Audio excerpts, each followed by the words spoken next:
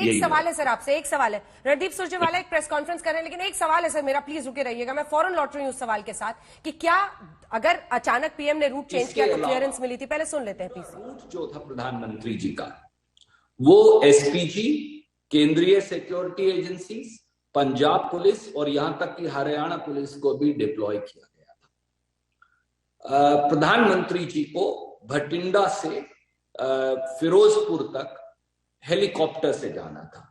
उनका कभी भी सड़क मार्ग से जाने का कोई रूट निश्चित नहीं था। जब प्रधानमंत्री जी भटिंडा आए तो उन्होंने देखा कि रैली में भीड़ नहीं है। शायद भाजपा और मोदी जी ये स्वीकार नहीं कर सकते कि लोग उन्हें सुनने ना आए, और इसलिए उन्होंने हुसैनी वाला जो हमारा शहीद स्मारक है और उसके बाद रैली स्थल तक सड़क मार्ग से आखिरी मिनट पे, लास्ट मिनट पे जाने का निर्णय किया। प्रधानमंत्री निर्णय कर लें तो उसमें कोई व्यक्ति इफ और बट कर ही नहीं सकता। अब प्रधानमंत्री जब सड़क मार्ग से जा रहे थे तो आनंद फानंद में रूट लगाया गया, क्योंकि सारे सिक्योरिटी पर्सनल तो प्रधानमंत्री की रैली के लिए लगाए गए। वहां रास्ते में कुछ किसान साथियों ने विरोध किया। जो किसान मजदूर संघर्ष समिति है और किसान लोग हैं, हमारे भाई बहन, उन्होंने बहुत दिनों से प्रधानमंत्री की रैली के बहिष्कार और विरोध का निर्णय कर रखा था। बाकायदा गजेंद्र शेखावत जी, जो पंजाब के प्रभारी भी हैं, केंद्रीय मंत्री हैं, 2 राउंड्स की वार्ता उन किसान भाइयों से कर चुके थे। किसानों की 4 स्पष्ट मांगे हैं जो शायद भारतीय जनता पार्टी को जानकारी होते हुए भी अनजान माने बैठे हैं। उनका ये कहना है, नंबर 1, कि जो होम मिनिस्टर हैं अजय मिश्रा टेनी, जिनके बेटे के खिलाफ मुख्य आयुक्त के रूप पर लखीमपुर खेड़ी कांड के अंदर चार्जशीट दायर की है सीबीआई ने सुप्रीम कोर्ट मॉनिटर्ड इन्वेस्टिगेशन के बाद, उन्हें बर्खास्त किया जाए, पर मोदी जी उन्हें साथ लेकर घूमते हैं। दूसरा, उन्होंने मांग ये रखी है कि 700 किसान जो शहीद हुए उनके परिवारजनों को मुआवजा दिया जाए। तीसरी किसानों की ये मांग है कि सभी जो झूठे मुकदमे दर्ज किए गए हैं दिल्ली में, उत्तर प्रदेश में, हरियाणा में, ये सब वापस लिए जाए। और चौथा, उनकी मांग जो उस समय मानी भी थी जब फार्मर एजिटेशन वापस हुआ, कि एमएसपी पर एक कमेटी बनेगी और वो कमेटी जल्द से जल्द एमएसपी किसान को कैसे मिलेगा इस पर निर्णय करेगी।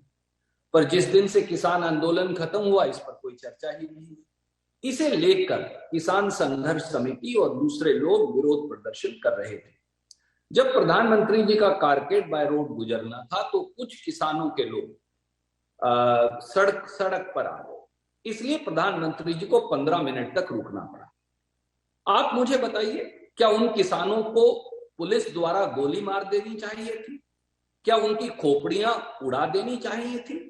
या फिर उन किसानों को वहां से हटाने का प्रयास करना चाहिए था? मुश्किल से 15 मिनट प्रधानमंत्री जी रुके होंगे।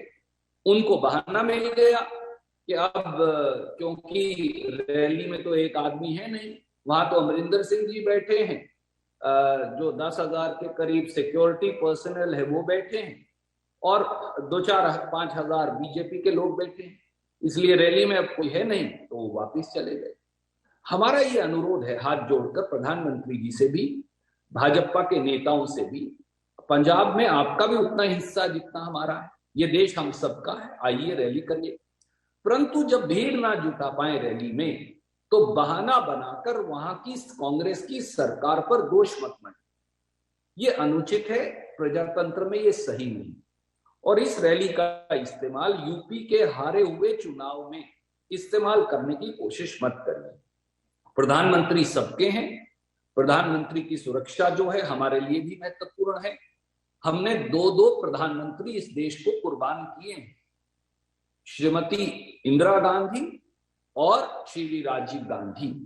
हमें मालूम है कि सुरक्षा क्या होती है, और हमारे प्रधानमंत्रियों ने, कांग्रेस पार्टी ने हमेशा ये सुनिश्चित किया है कि उनके लिए देश सबसे बड़ा है। प्रधानमंत्री का पद इतना बड़ा है कि उसके सामने राजनीति सामने आ ही नहीं सकती। जिस प्रकार की आपत्तिजनक शब्दावली का इस्तेमाल भाजपा की केंद्रीय मंत्री कर रही हैं और भाजपा के राष्ट्रीय अध्यक्ष कर रहे हैं। इसकी हम भर्त्सना करते हैं, इसे हम कंडेम करते हैं। राजनीति राजनीति की जगह होनी चाहिए। प्रधानमंत्री के पद को राजनीति के अंदर घसीटना अनुचित है। प्रधानमंत्री की सुरक्षा पूरी तरह से पंजाब सरकार ने की, 10,000 सिक्योरिटी पर्सनल लगाए गए। अगर प्रधानमंत्री अपनी मनमर्जी से रूट बदलते हैं तो उसके लिए भी हम तैयार हैं।